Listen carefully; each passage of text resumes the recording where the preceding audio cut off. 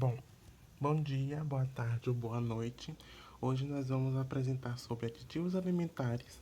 A equipe é formada por Ana Carolina, Caião Almeida, Beatriz Vilas, Leandra Souza, Daniela Martins, Matheus Carvalho, Esther Vieira, Sofia Lins e Vanessa Cerqueira. Foi orientado pelo professor Marcos Cardoso, da instituição Unifax, Universidade de Salvador. Aditivo alimentar é qualquer ingrediente adicionado aos alimentos intencionalmente, sem o propósito de nutrir, com o objetivo de modificar as características físicas, químicas, biológicas e sensoriais do alimento. Atualmente, com a globalização e o desenvolvimento da logística ao nível nacional e internacional, grande parte dos alimentos provenientes de regiões longínquas necessita frequentemente de aditivos e conservantes para sua integridade. Com o benefício do avanço da indústria química, a indústria alimentícia passou a utilizar um grande número de aditivos nos alimentos, para melhorar as condições de armazenagem e oferecer alimentos seguros e assim atender às expectativas do mercado do consumidor. Além da estabilidade econômica, outros fatores como o trabalho da mulher fora do lar, maior praticidade, rapidez, durabilidade e boa aceitação do produto vêm contribuindo cada vez mais para a introdução e manutenção de alimentos industrializados nos hábitos alimentares de consumidores de todas as idades. De um ponto de vista tecnológico, os aditivos alimentares desempenham um papel importante no desenvolvimento de alimentos. Entretanto, o uso de aditivos é um tema que desperta a preocupação dos consumidores. Nos últimos anos, os consumidores tornaram-se cada vez mais cautelosos sobre segurança alimentar, dos vários itens relacionados com a segurança alimentar. Os aditivos alimentares estão entre os mais controversos. Alguns tipos de aditivos alimentares são os acidulantes, reguladores de acidez, antiaglomerantes, antioxidantes, agentes espessantes, corantes, aromatizantes, umectantes, conservantes e edulcorantes. Bom, o primeiro exemplo de aditivos alimentares que nós vamos tratar nesse vídeo são os acidulantes, que são substâncias adicionadas ao alimento com a função de aumentar a acidez ou conferir a ele um sabor ácido. Mas eles não servem apenas para modificar essa acidez dos alimentos. Eles também desempenham outras funções, como por exemplo, de regulador de pH, atuando como tampão nas mais diversas etapas do processamento de alimentos e diminuindo a resistência de micro-organismos. Eles também impedem o escurecimento dos alimentos, modificam a textura de confeitos e realçam a cor de carnes vermelhas, além de evitar a cristalização indesejada do açúcar em diversos alimentos. Alguns exemplos dessas substâncias são ácidos orgânicos, como por exemplo o ácido cítrico, e também ácidos inorgânicos, como o ácido fosfórico, ou um dos exemplos também que a gente colocou no nosso slide, que é a glucona delta-lactona.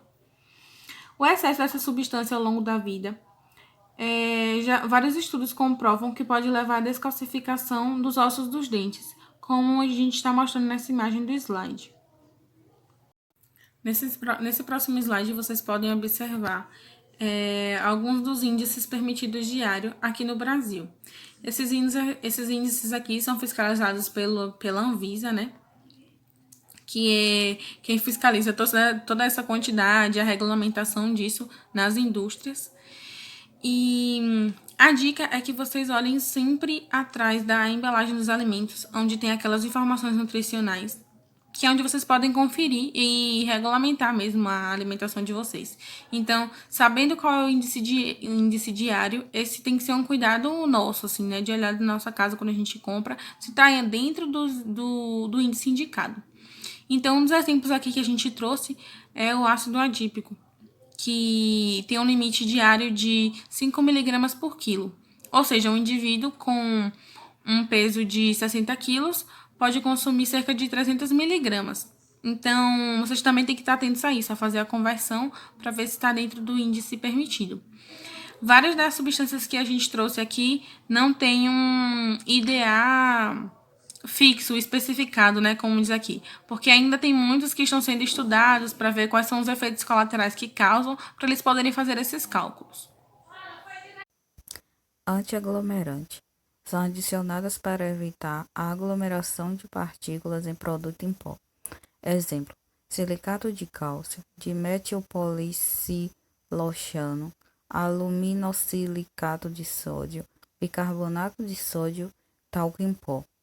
O que o excesso pode provocar? O BHA e o BHT, mesmo sendo permitido dentro do limite considerado saudável, são derivado fenólico, grupo químico com alto poder tóxico. Agora nós vamos falar um pouco sobre os antioxidantes, falar sobre as suas características, sua classificação e o que pode causar o excesso. Os antioxidantes têm como principal função a capacidade de um composto inibir a degradação oxidativa, ou seja, inibe a oxidação dos alimentos. Primeiramente, a gente precisa saber o que é a oxidação de um alimento. Esse processo ocorre quando envolve a adição de um átomo de oxigênio ou a remoção de um átomo de hidrogênio das moléculas que constituem os alimentos. Quando isso ocorre, é possível notar nos alimentos a variação sensorial, como mau cheiro, gosto ruim e a principal característica, o escurecimento. Por exemplo, uma casca de banana, após um período de tempo, ela começa a escurecer. Dentre os antioxidantes, podemos classificá-los em naturais, como os tocoferóis, e os artificiais, como o butil-hidroxaniol e o butil-hidroxitolueno, que são alguns exemplos de aditivos mais utilizados na indústria atualmente. Podemos encontrar esses antioxidantes facilmente em vegetais, legumes, frutas, hortaliças e cereais, como mostra a imagem. Para a saúde humana, é muito importante a presença de antioxidantes no nosso organismo. Entretanto, apesar de fundamentais para a saúde, quando em excesso, os radicais livres passam a oxidar células saudáveis, como proteínas, lipídios e DNA. O ataque constante leva à peroxidação lipídica, que é a destruição dos ácidos graxos poliinsaturados que compõem as membranas celulares. A intensificação no processo de peroxidação lipídica, por sua vez, está associada ao desenvolvimento de doenças crônicas, como a aterosclerose, obesidade, diabetes, hipertensão e o desenvolvimento de doenças degenerativas, como o Alzheimer e o Parkinson, e em alguns casos, alguns tipos de câncer. A importância dos antioxidantes está justamente no fato de que eles são capazes de regular a quantidade de radicais livres no organismo. Esses radicais livres são moléculas instáveis e são capazes de danificar células sadias do corpo em todo. Algumas atitudes podem aumentar a produção de radicais livres, como a poluição ambiental, radiação ultravioleta, tabagismo, consumo de álcool, estresse. No Brasil, o IDA, que é o que define quanto desse aditivo você pode consumir, nós temos alguns casos que são os que não são especificados, que quer dizer que não representa risco à saúde, e em alguns casos existe um limite, como o butil-hidroxaniol de 0,05 mg por quilo, butil-hidroxitolueno de 0,03, citrato de isopropila, limite de 14 mg por quilo, galeto de propila de 1,4 mg por quilo, tocoferóis, ácidos aritórbico, ida não especificada, temos o palmitato de ascorbrila, limite de 0,25 mg por quilo, e o terquibutil hidroxoquinona, limite de 0,07 mg por quilo. Agentes espessantes, também conhecidos como agentes de ligação ou simplesmente espessantes, são substâncias que aumentam a viscosidade de um alimento, geralmente um líquido, sem alterar outras propriedades, como o aroma, a cor e o sabor. Os tipos de espessantes mais comuns no mercado são as gomas microbianas, como a goma xantana, Os espessantes gerados com extrato de algas marinhas e outros a partir da celulose, pectina e amido.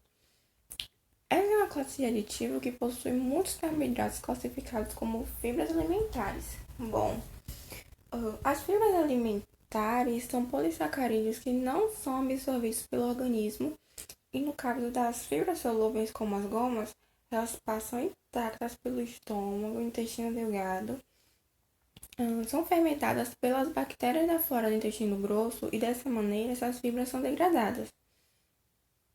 Os agentes espessantes não têm um valor limitante diário estabelecido para serem consumidos por possuírem baixos níveis de toxicidade. Porém, é importante ressaltar que eles podem provocar irritações na mucosa intestinal, irritações no nariz, na garganta e na pele, além deles também possuírem ação laxante.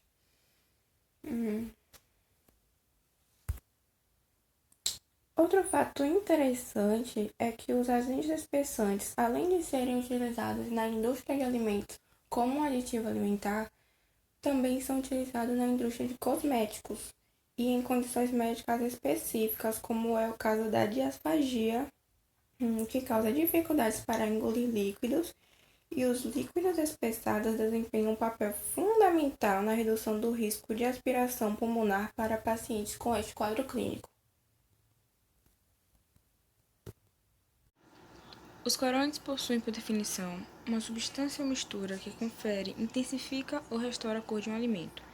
Com relação à classificação, podemos classificá-los em corante orgânico natural, que tem sua origem vegetal ou animal.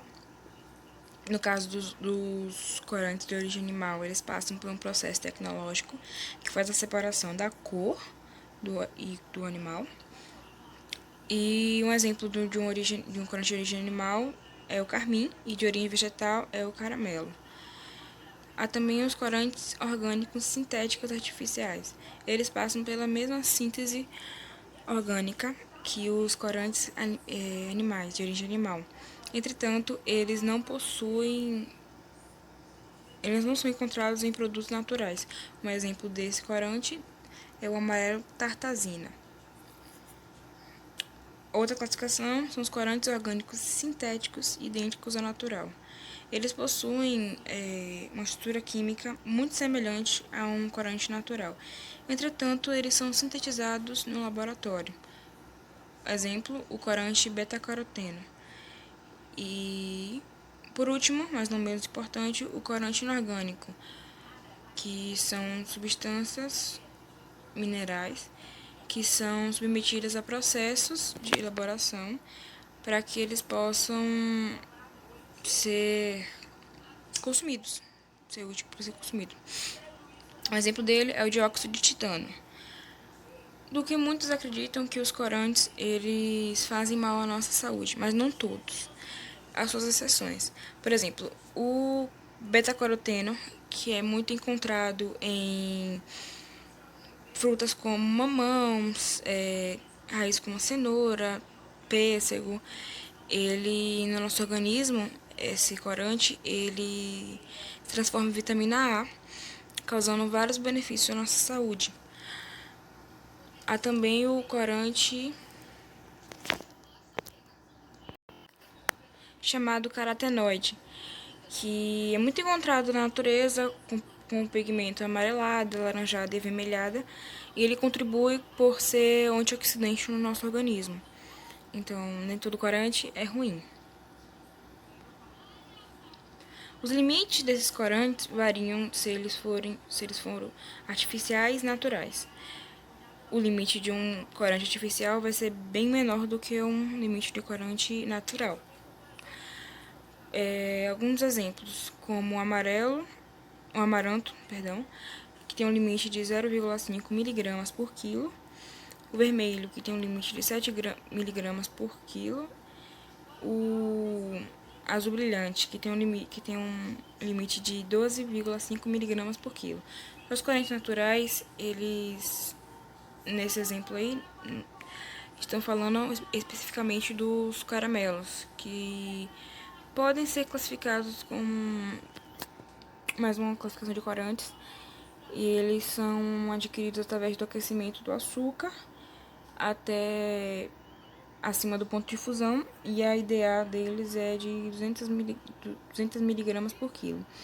Algumas patologias são associadas com a utilização de corantes por muito tempo, ou consumo excessivo. Com a maioria das vezes eles causam certas alergias, mas isso varia de pessoa para pessoa. Estudos mostram que o tartazina pode estar associado com urticárias e até a crise de asma. Elas podem causar também irritações intestinais, entre outras substâncias. Deixando claro que a maioria dessas patologias estão associadas a corantes alimentícios sintéticos, ou seja, artificiais, e não os naturais. Os emulsificantes apresentam características moleculares que proporcionam a eles a capacidade de atrair e de repelir água ao mesmo tempo, tornando compatíveis assim os ingredientes que normalmente não se misturam, por exemplo, a água e o óleo. E assim deixa a mistura mais uniforme, mais lisa, mais agradável, tanto ao nosso toque quanto ao nosso paladar. A função dele é promover a aeração. A aeração é a incorporação do ar no alimento durante seu processo de fabricação. E uma outra função também é a manutenção da espuma formada em produtos nos quais se deseja o ganho e permanência de volume. Eles se classificam em naturais e sintéticos. Os naturais são extraídos da clara do ovo e da soja, por exemplo, e os sintéticos são produzidos a partir de monoglicerídeos de glicerol. E assim, alguns alimentos que a gente pode citar assim, que tem o emulsificante na sua fórmula, são sorvetes, bolos, pães e outras variedades mais. Alguns estudos assim comprovam que o consumo excessivo desse aditivo, do emulsificante, pode gerar uma alteração na microbiota intestinal, fazendo com que gere uma leve inflamação, pode gerar obesidade e pode gerar também doenças inflamatórias intestinais crônicas. Os aromatizantes são substâncias ou misturas de componentes com propriedades odíferas e ou sápidas, capazes de conferir ou intensificar o aroma e o sabor dos alimentos. Os aromatizantes existem tanto os naturais quanto os artificiais. Os naturais são mais seguros para o consumo, porém, visto que os artificiais são muito viáveis economicamente, dado que os sabores e os aromas mais delicados são misturas complexas e de difíceis extrações de frutas e flores, como por exemplo a essência de morango, que é uma mistura com mais de 100 substâncias, as indústrias visam mais os artificiais, por levarem menos tempo, por darem menos trabalho, dando que as coisas hoje em dia rodam ao redor do dinheiro, né? Então a maioria das empresas visam suprir essa qualidade, a falta dessa qualidade, com a grande demanda nas suas vendas, dado que o nosso mundo, tanto o Brasil, os Estados Unidos, seja lá qual for o país, são países acostumados a consumir produtos industrializados. Então eles acabam tendo uma demanda maior para suprir essa qualidade que está faltando.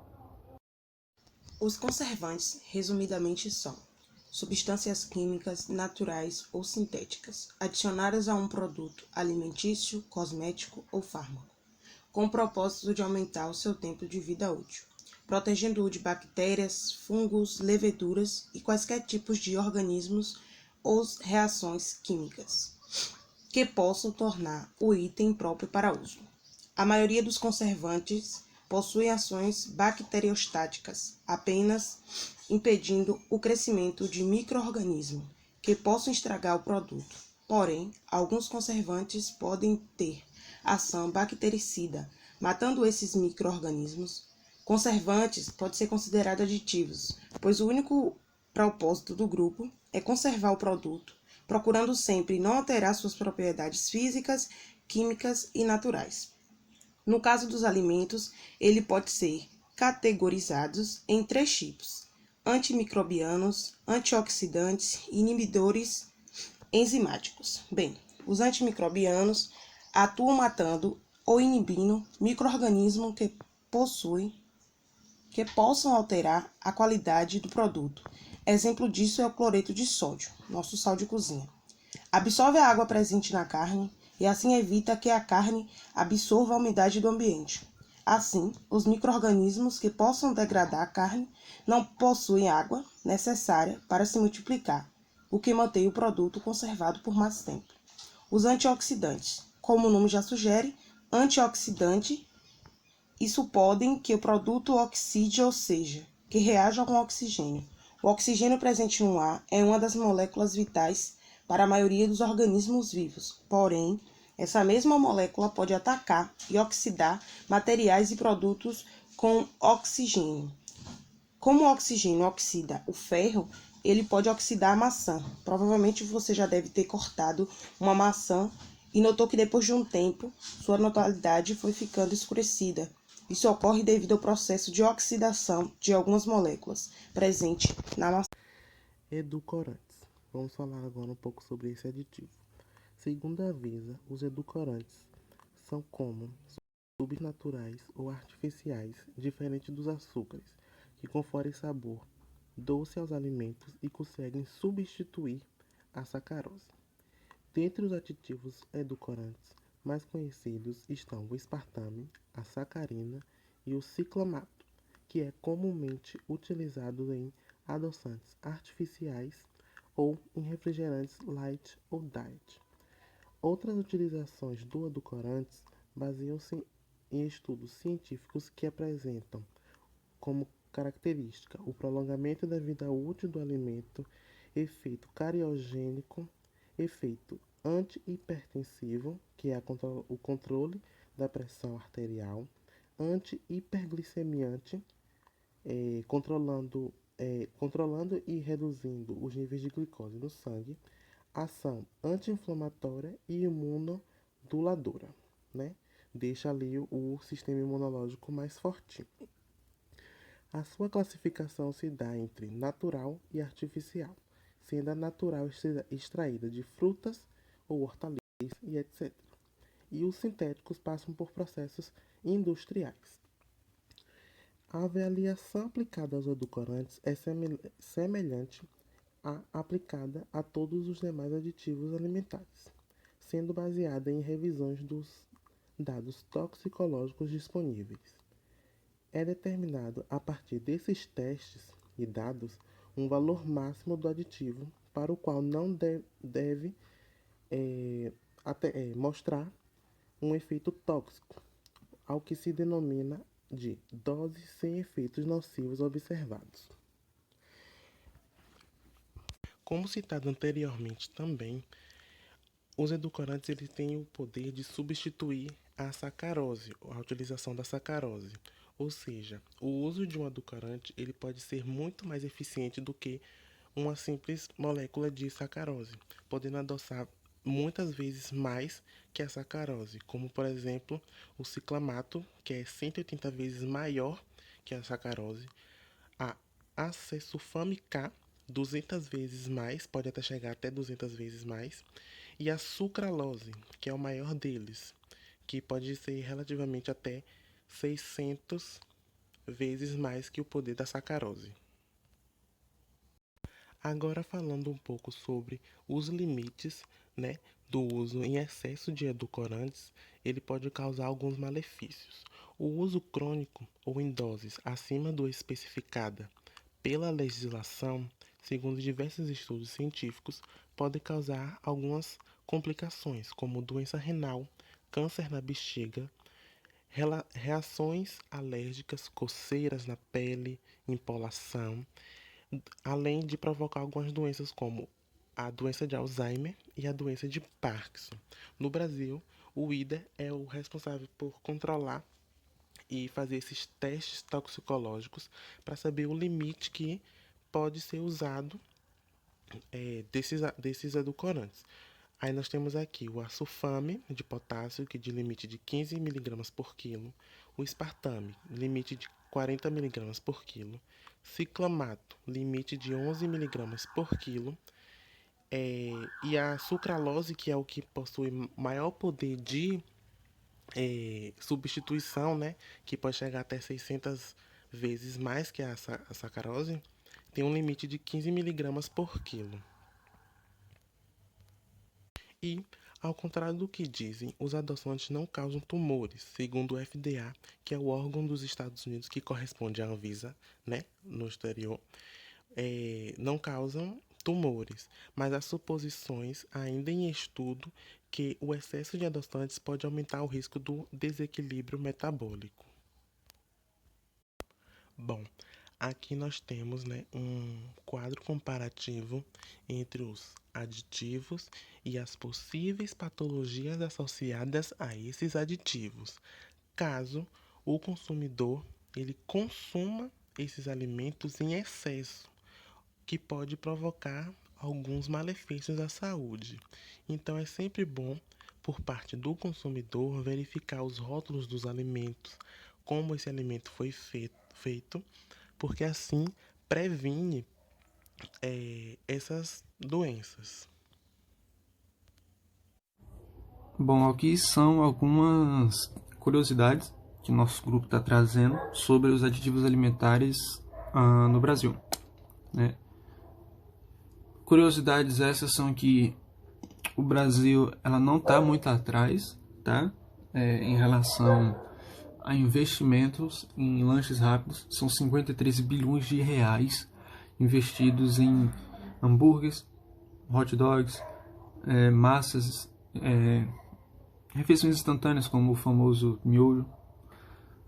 E dado a tamanho investimento, se não tiver um controle dado a isso, as pessoas acabam ficando obesas, taxa de natalidade aumenta, né? Dado isso, o Ministério da Saúde tenta sempre combater, e dos principais métodos que ele tenta é diminuir a questão da oferta dos refis de refrigerante, onde você traga a garrafa e pague só pelo líquido. Eles tentam diminuir sempre isso, tentam conscientizar as pessoas sempre para consumir coisas mais, digamos, verdes, bons para a saúde, né? Outra coisa também é a produção dos frangos, a produção de aves, tem aumentado consideravelmente bastante, tanto que a gente já vê até, né, por aí, muitos já devem ter visto, que é o famoso carro dos ovos, do tanto de aves que está sendo investido, né, no país. No caso, a produção das aves domésticas tem se tornado um grande atrativo no mercado mundial como parte das estratégias nutricionais, podendo utilizar alguns estimulantes organoarsênico, denominado roxasone, para a alimentação das aves, visando garantir uma melhor pigmentação da carne. Ou seja, aditivos alimentares são dados aos animais, são estimulantes dados aos animais para melhorar na coloração, na textura, no sabor. Tudo envolve hoje em dia, no que se trata de dinheiro, no que se trata de consumo humano, tudo envolve um pouquinho de mágica. Nada é mais totalmente natural, nem tudo, né? Nem tudo é mais totalmente natural. Até as plantas que os veganos comem possuem alguns aditivos, possuem alguns produtos químicos, seja para não dar peste, seja para melhorar na pigmentação da folha, seja para melhorar nos nutrientes, mas sempre vai ter algum componente. Outra curiosidade é a produção de salsicha, produzida a partir de uma mistura feita à base de gordura, retalhos de carne e ainda adicionando vários tipos de aditivos para atingir o alimento idealizado, né?